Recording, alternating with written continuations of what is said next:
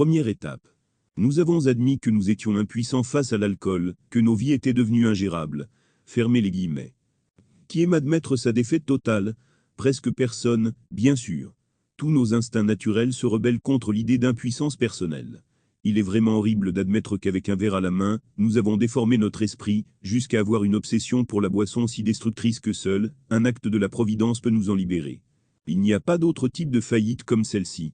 L'alcool, devenu notre créancier le plus impitoyable, nous dépouille de toute confiance en nous-mêmes et de toute volonté de résister à ses exigences. Une fois cette dure réalité acceptée, notre faillite en tant qu'êtres humains est totale. Mais en entrant chez les alcooliques anonymes, nous adoptons rapidement une autre perspective sur cette humiliation absolue. Nous réalisons que ce n'est qu'à travers la défaite totale que nous pouvons faire nos premiers pas vers la libération et la force. L'admission de notre impuissance personnelle s'avère finalement être la base solide sur laquelle nous pouvons construire une vie heureuse et utile. Nous savons qu'un alcoolique qui entre chez les alcooliques anonymes ne peut espérer que peu d'avantages s'il n'a pas accepté dès le début sa faiblesse dévastatrice et toutes ses conséquences. Tant qu'il ne s'humiliera pas ainsi, sa sobriété, s'il y parvient, sera précaire. Il ne trouvera pas le vrai bonheur.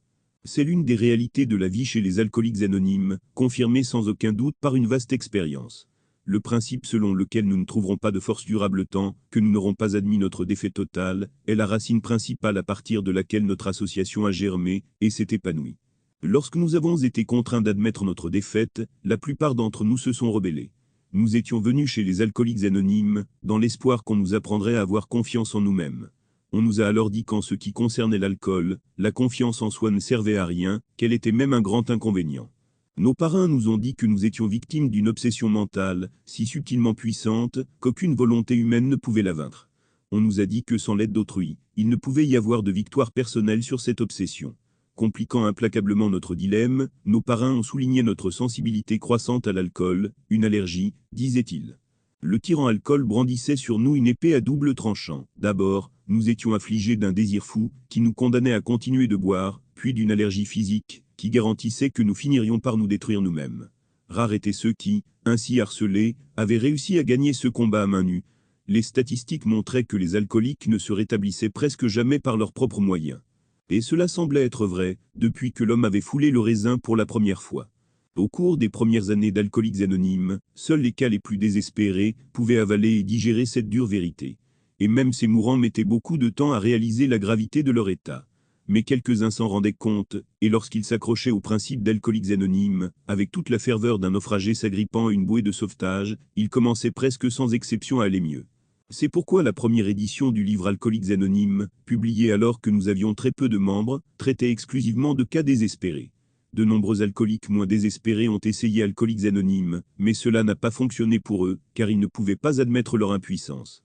C'est avec une immense satisfaction que je constate que cette situation a changé au cours des années suivantes. Les alcooliques qui avaient encore leur santé, leur famille, leur travail et même 2 voitures, dans leur garage ont commencé à reconnaître leur alcoolisme. À mesure que cette tendance s'accentuait, ils ont été rejoints par des jeunes qui pouvaient à peine être considérés comme des alcooliques en puissance. Tous ont échappé à ces 10 ou 15 années d'enfer que nous autres avions dû traverser.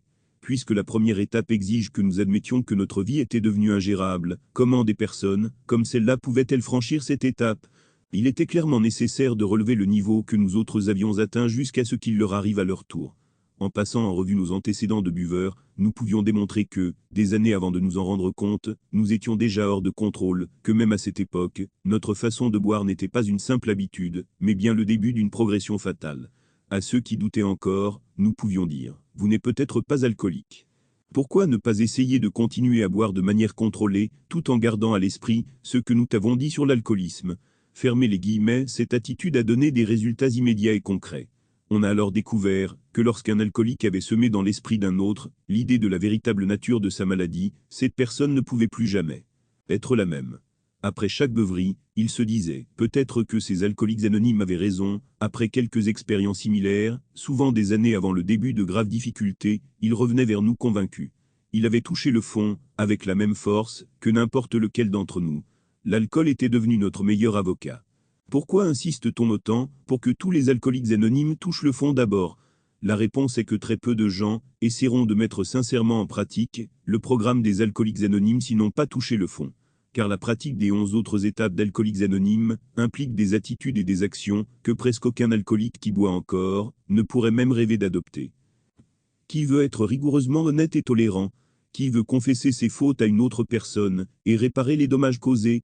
Qui s'intéresse à une puissance supérieure et encore moins à la méditation et à la prière? Qui veut sacrifier son temps et son énergie à essayer de transmettre le message des alcooliques anonymes à ceux qui souffrent encore? Non, l'alcoolique typique, extrêmement égocentrique, n'est pas intéressé par ces perspectives, à moins qu'il ne doive faire ces choses pour sauver sa propre vie. Sous le joug de l'alcoolisme, nous sommes contraints de nous tourner vers Alcooliques Anonymes, où nous découvrons la nature fatale de notre situation. Alors, et alors seulement, nous acquérons l'ouverture d'esprit et la bonne disposition à écouter et à croire qui caractérise les mourants.